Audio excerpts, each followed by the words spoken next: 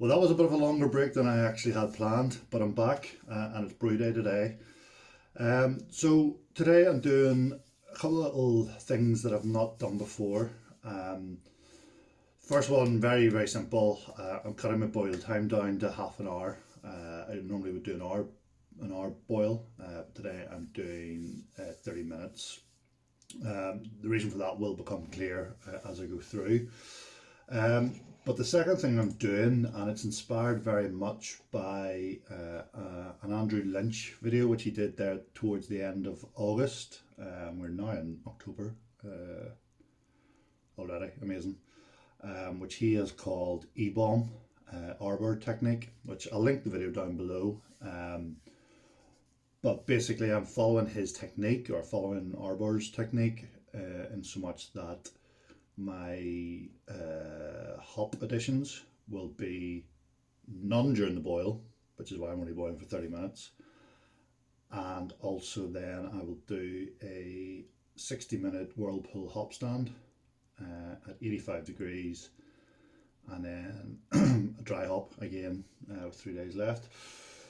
So what are we making? Well, if you've watched Andrew's video already, you'll know it's I'm doing a form of pale ale.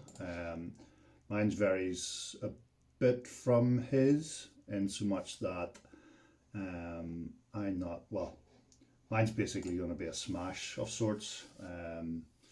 4 kilograms of Maris Otter, which is my malt. I'm cheating a wee bit. I'm putting 500 grams of torrefied wheat in, although I don't count that as malt, so it's still a smash. Shut up, it is. Yeah. And for the hops then, I am using Vic Secret, Victoria's Secret, the lingerie yeast.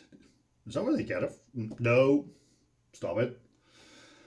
Yeah, so it's as simple as that. I'm going to do something else. I'm going to mash it for a full body, so 69 degrees. We're going to I'm torn between USO5 and SO4, which I'll make my mind up sort of as we go on today. The water's heating at the minute. We're just approaching strike temperature, and then we'll get going. Very simple, nothing really else to talk about here. I've lowered my batch volume right down to 19 litres today.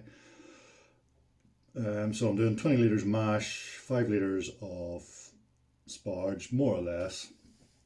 And I have a brew house efficiency marked in at 75%, which I think is probably a little bit optimistic, but sure, God loves a trier.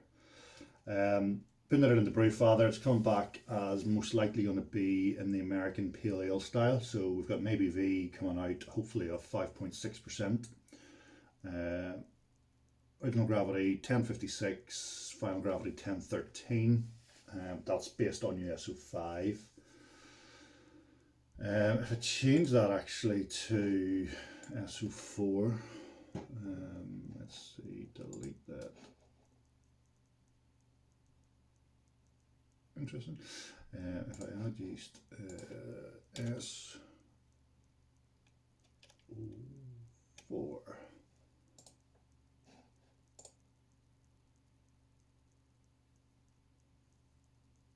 Okay, so according to Brewfather, if we change that to SO4, the final gravity will rise to 1016, which will drop the ABV to 5.3. It's probably a wee bit more drinkable. But it's probably not going to be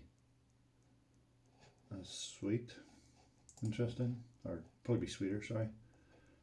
But it will be clear. Interesting.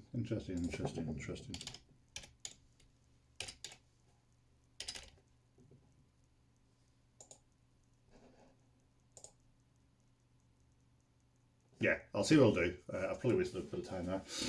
And then I'm going to do a 4 days, 20 degrees fermentation, 10 days at 12 degrees.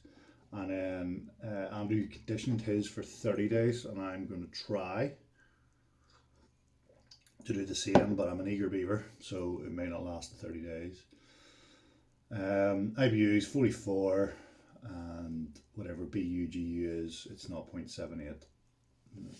I don't know.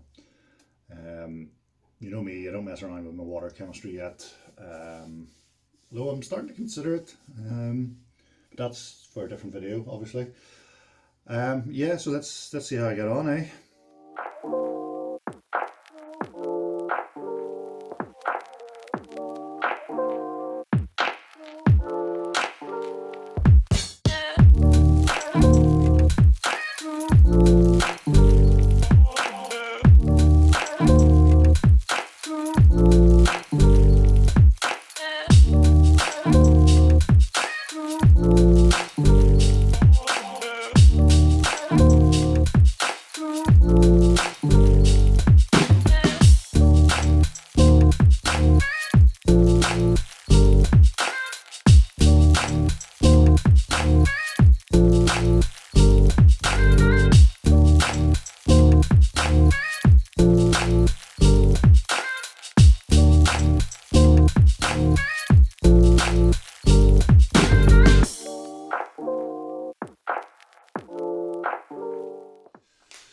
So just over my shoulder there, you can see the boil is going rightly. About 10-15 minutes left. I just wanted to talk very briefly about the hops I'm using, Vic Secret. I've never used them before. In fact, I've not even opened this packet yet. So I'll give it a go, see what happens. If I can get in. Seems I can't get in. Come back, there we go. So these are the 2020 harvest, so they're about a year old, and we've got 18.2 alpha acid rating. Packing very tight together.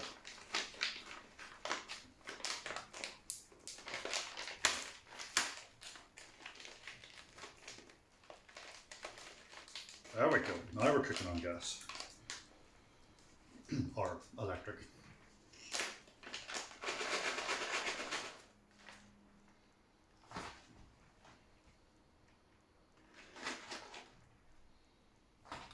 Okay, so not as potent as I thought they would be. I thought this was quite a potent hop.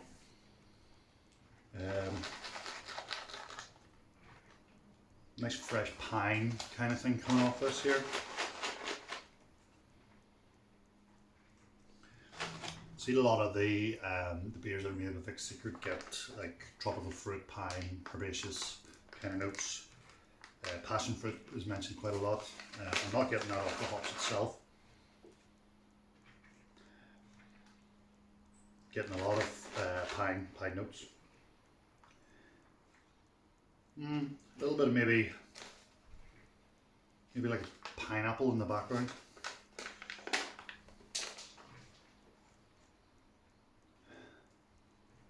Yeah, I look forward to this. So it wouldn't be an Oddly Brew Co. brew day if something didn't go wrong. I've literally just smashed my floating hydrometer into gazillion pieces, and my ice spindle I don't think gets an internet signal down in the fermentation chamber that I've built in the shed. So I'm basically flying blind from here on. My last reading was a pre-boil reading, which was bang on the money, 1053. So I have to kind of assume that I've hit my numbers again. Unfortunately, I have ordered one of the wee optical things from Amazon, which should arrive tomorrow.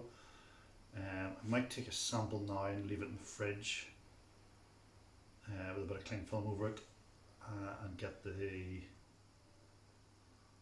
original gravity from it tomorrow. Actually, yes, I'm doing that. Crisis averted. So yeah, we're cooling down now. We've done our 60-minute whirlpool at 85 degrees.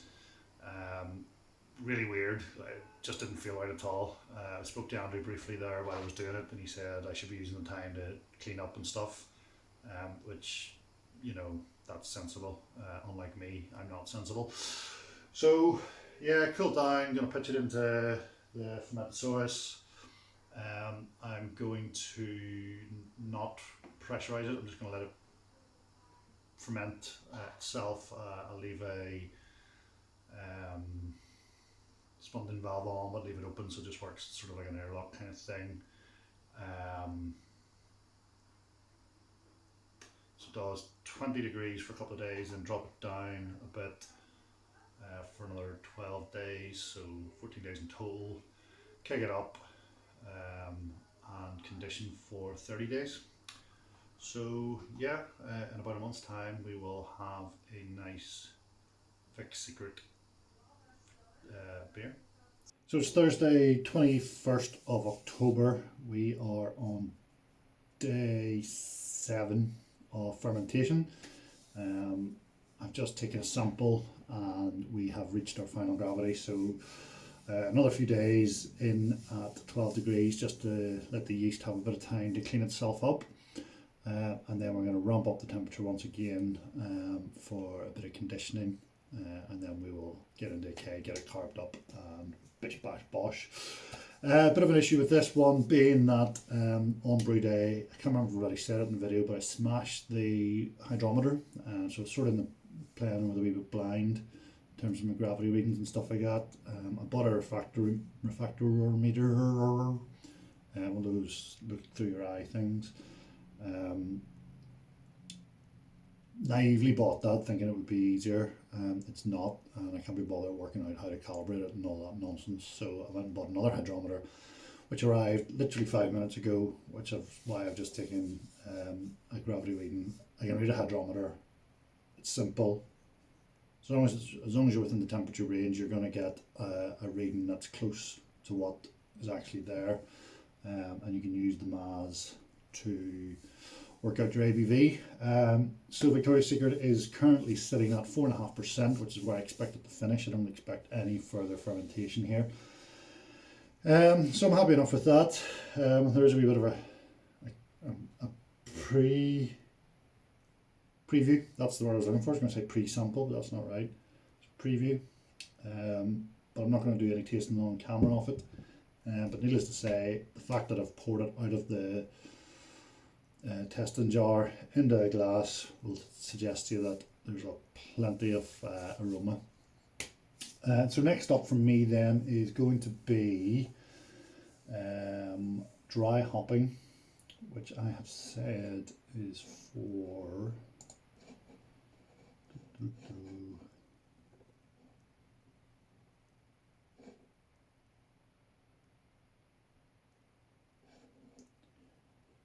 5 days, I think, so it needs to actually go on sometime this week.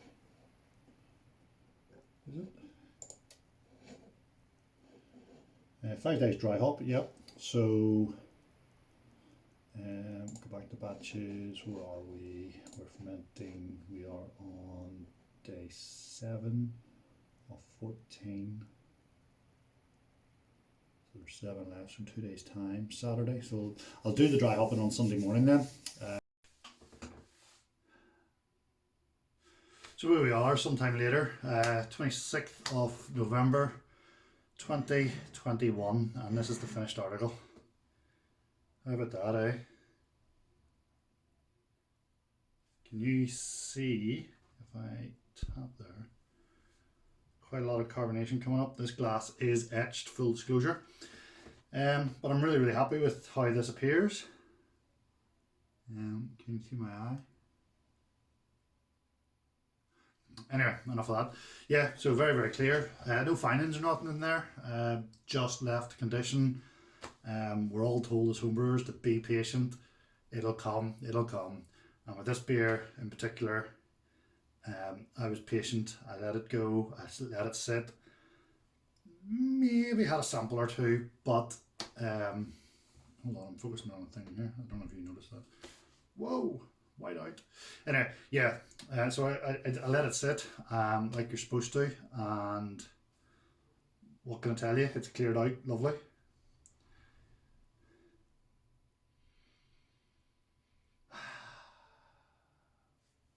So you'll know by now that I have done the I'm going to call it the Andrew Lynch technique. It's not, I can't remember what the brewery or the beer that he copied it from, but he done a sit drip on, which I will link below. I took the process of how you hop the beer, put it into this with Vic Secret. My partner is Victoria, and it's her birthday on Tuesday, and this is Victoria's birthday beer. Don't know how much she's actually going to get of it. Anyway, so yeah, so that's what I've done. I bought a load of hops from Get Her Brewed there about a month and a half, 2 months ago, and I just happened to have enough to do this technique, if that makes sense. So I've a lot of other varieties down there, which I'm going to have a look and see which ones I think might work, and maybe do a wee series, maybe 2 or 3 beers in the same way. So it's basically Maris Otter. So it is technically a smash, I suppose. There's a wee bit of wheat in there, but that is not a malt, so it's still a smash. Yeah, that's all I can say about that side of things. So you can see a bit of carbonation there. I've been having issues with the levels of carbonation in my beer recently, which is one of the reasons why I haven't been doing a lot of videos, because my beers have looked like absolute shit. I don't have a beeping machine, so sorry if you're offended. This one, I stuck it through the fizzy beer machine and then put the pressure in the keg slightly above what it should be set at, and then just stuck it in the chiller for what's about 3 weeks now. Just sitting at I think it's 20 psi with no gas attached to it, so it will obviously degrade slightly as the beer absorbs the CO2. I've been pouring it through a picnic tap with a restrictor, what was it, 3/16 or something like that, I don't know, imperial shite. But yeah, nice sort of smallish white cap that has been lingering for about 5 minutes now. As I say, the glass is etched, there's bubbles coming up, so we are carbonated.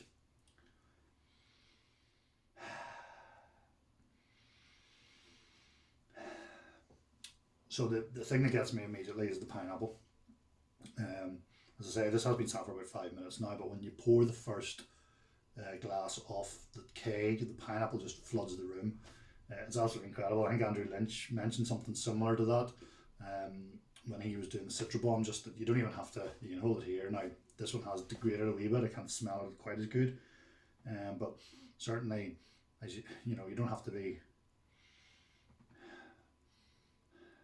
Yeah, so what I'm getting is sort of pineapple,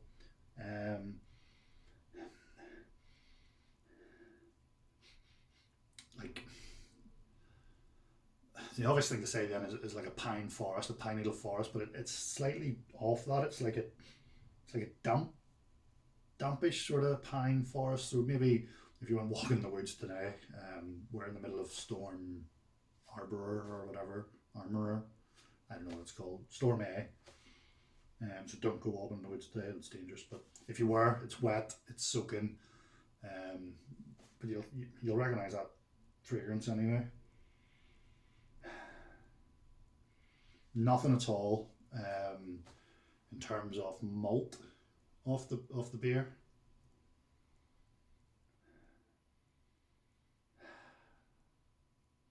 But it's appealing. You know, I want to go into this. I want to have a drink of this. It smells good. Wee bit sweet on it, maybe. I don't know. So we know what it smells like. Let's see what it tastes like, eh?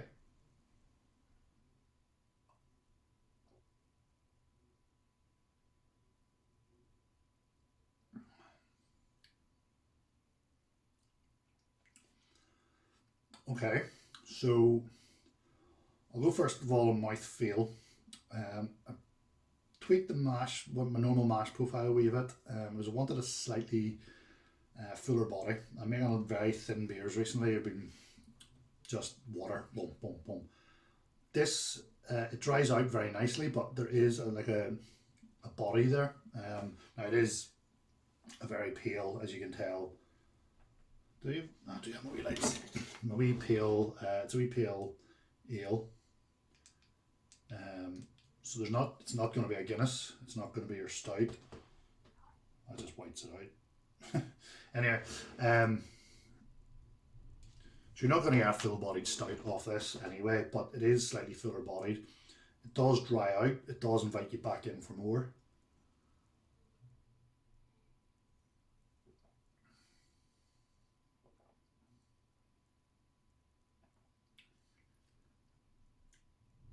Now, the pineapple on the nose doesn't really translate into the palate. If I were to describe that flavour now using descriptors for beer, it probably would still say pineapple, but if I was sitting eating pineapple and drank this, it wouldn't taste the same. Okay. So it is like a tropical, an nondescript tropical fruit flavour. Maybe a wee hint of passion fruit through there. There is a slight bitterness on the back end.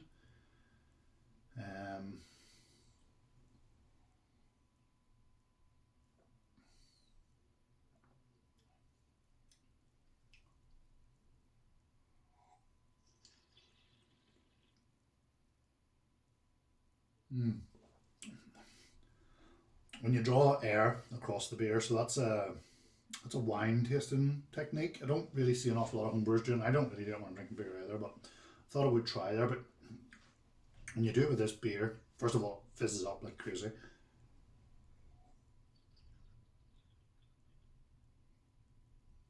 But the passion fruit starts to come out now.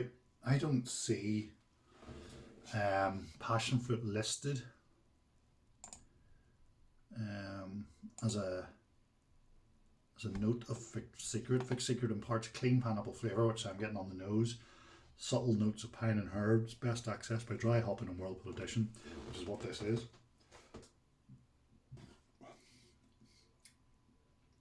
So, how would I describe this sort of overall? It's a nice beer, very inviting on the nose, very inviting on the nose. Um, a nice body for a pale ale, a nice dry finish, nice sort of, as I say, tropical fruit sort of juiciness. Juiciness is a good word as well. The bitterness that sort of hangs around a wee bit is just a wee touch too much. I would quite like that to be rounded off a wee bit. Now I like bitter beers. I like high levels of IBU. If you remember, if you go back and watch my full Ulster video, you'll know that more is less for me, and I want more. So that just puts a wee dampener on things for me. If that bitterness wasn't there, this would be incredible.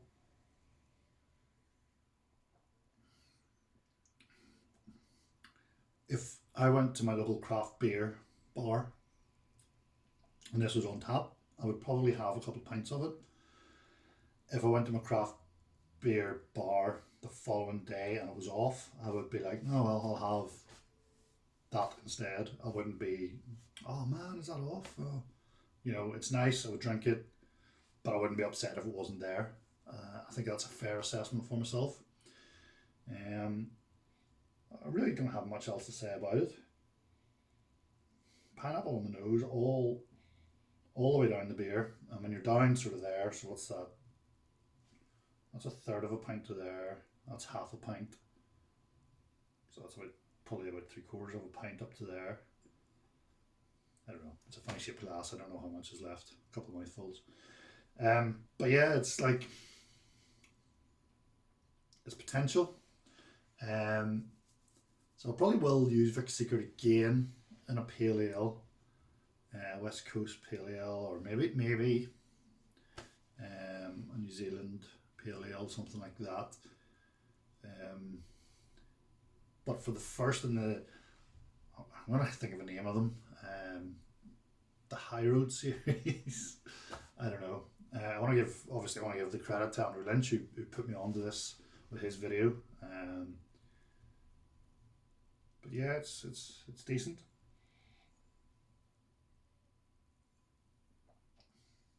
So I'm going to send Andrew a bottle of this. I was talking to him last night. I'm going to send him a bottle of this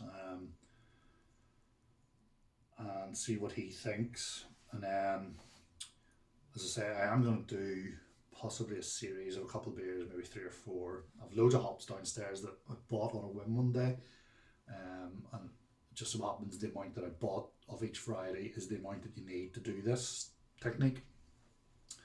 The other thing I want to do, I changed the grain bill compared to what Andrew did, so I might just replicate what he did exactly, with the same grain bill, etc., just to see, you know.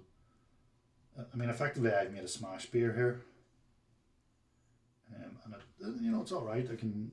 I understand now where I would put Vic Secret. I'm thinking in my head already where it would go in terms of some of the other beers that I've made. Take that hop out, put that in, it'll taste, you know. So yeah, pale ale, definitely my sort of style that I brew the most. That and red ale. I haven't mastered making lagers yet. I think basically because I don't arse around with the water chemistry, adding salt and magnesium, and I don't know what else you add to water, but because I don't do any of that, I probably will never make a decent lager. So I just have to content myself with that. And saying that, I am brewing a Vienna lager at the moment, with Kvike. What is that Kvike I'm using? Litra. So that's my Christmas beer. Yeah, so I don't really have anything else to say, guys. Sorry I've sort of neglected the channel for a couple of months now. As I say, I just had an absolute nightmare, beer after beer. Not ruined, I mean, but when you're having to pour 3 pint glasses to get one decent pint off them, and then having to top them up, and then, or the alternative is you're pouring a pint and you might as well just be pouring water because it's so flat. I made a Kolsch, which is another one of the styles that I'm actually not terrible at, and it was not nice. I didn't like it at all. Now, a couple of my mates said it was great, but I didn't like it at all. In fact, I still have a keg sitting downstairs, and it's been in that keg for a while now. And again, carbonation problems was part of that. I'm sort of stuck in a quandary. Speaking to a couple of guys, and I realise I'm sort of rambling a bit here. Speaking to a couple of guys, actually, no.